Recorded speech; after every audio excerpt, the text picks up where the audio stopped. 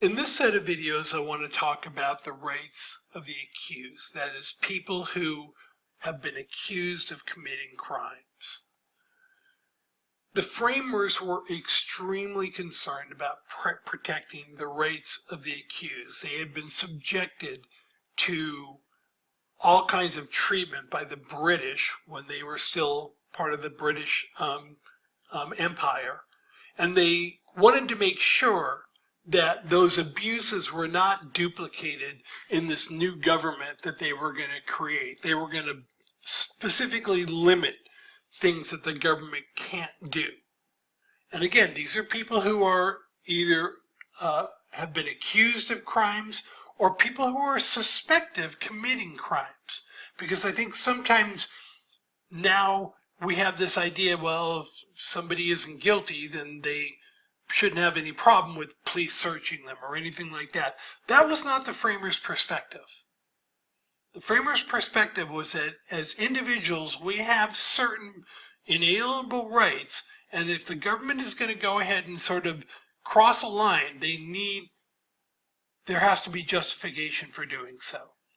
So, for example, the Fourth Amendment states that there can be no unreasonable or unwarranted search or seizure. If law enforcement wants to go into your home or into your business, they must go to a judge, tell the judge specifically what they're looking for, why they think that they're going to find it, and the judge has to sign off on it before they can go into your home or search your property. This is even true of searching your car, by the way, but we'll talk about that in a minute. Nobody can be arrested except on what's called probable cause.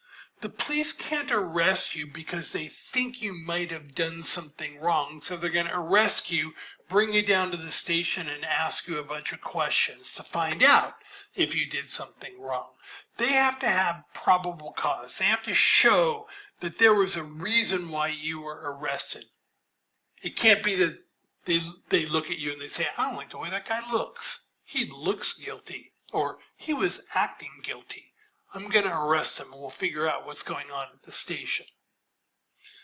The Fifth Amendment states that there can be no coerced confessions. The police cannot torture you, or any law enforcement torture you or threaten you or do anything where you're giving up information involuntarily. They can't threaten to do something to your family, take stuff away. They can't be coerced. If you confess to a crime, it has to be voluntary. There can be it's called compulsory self-incrimination. You cannot be forced to testify against yourself. You cannot be required to give up information that could prove that you were guilty of a crime. You know, when people say, I take the fifth, right? It may be that they want you to testify and they know you can't lie under oath, right? But they want to ask you some questions in a trial. You can say, I take the Fifth Amendment. That is, anything I say, if I may say something that's going to incriminate me, make it look like I'm guilty of a crime, the government can't require you to do that. There can be what's called double jeopardy. This is not a game show. If you are charged with a crime, and then you are tried, and then you are found innocent, you cannot later on be charged for that same crime again. You can't just keep getting arrested and rearrested for the same crime. So in theory, if you commit a crime and they try you and you're found innocent, and afterwards they find evidence that proves that you're guilty, they can't try you again for that same crime, even if they have concrete evidence, like we know he did it. There can be no double jeopardy. You can't be tried for the same crime twice. The Sixth Amendment grants everybody the right to legal counsel. They have the right to have an attorney represent them, or at least to talk to an attorney. Everybody has the right to be informed of the charges that have been, if they've been arrested, they have a right to know what charges have been brought against them. You can't be arrested, thrown in jail, and not told why you've been thrown in jail.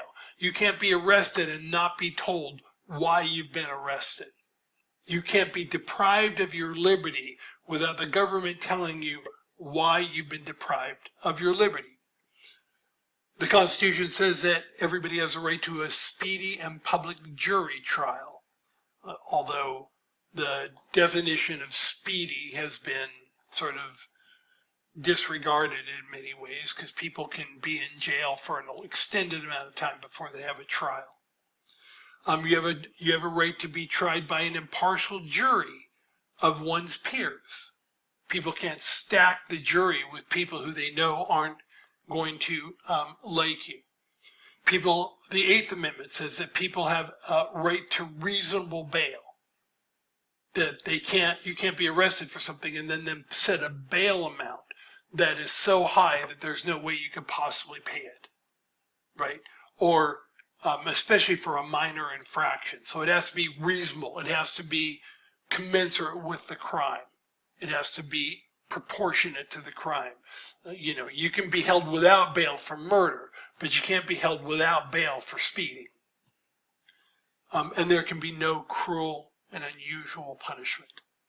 So torture, things like that.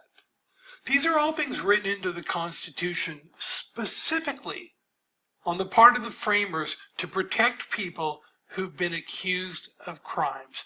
This is something that was really important to the framers. And sometimes I think it's easy to forget that. And it's easy to sort of disregard the importance of that and what makes the United States unique when we live up to that.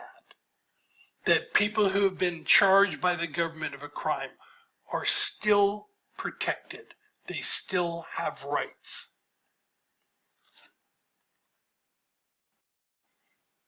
Now, that's a general framework, but there have been changes in the rights of the accused. Right? Over time, the court has struggled to find the balance between protecting the rights of the accused, which is important, and convicting people who are guilty, which is also important. And so I want to talk to you about some court decisions that were made from 1953 to 1969. And then when Earl Warren was the Chief Justice of the Supreme Court. And then I'm going to talk to you about decisions that were made when Warren Burger was the Chief Justice of the Supreme Court. And one of the things that you'll see is that there's been a shift in the balance, where the courts at one point were really concerned about sort of weighted more heavily on protecting the rights of the accused, and over time that switched, and they became more concerned about convicting the guilty. And that's what I'm going to be discussing in the next video.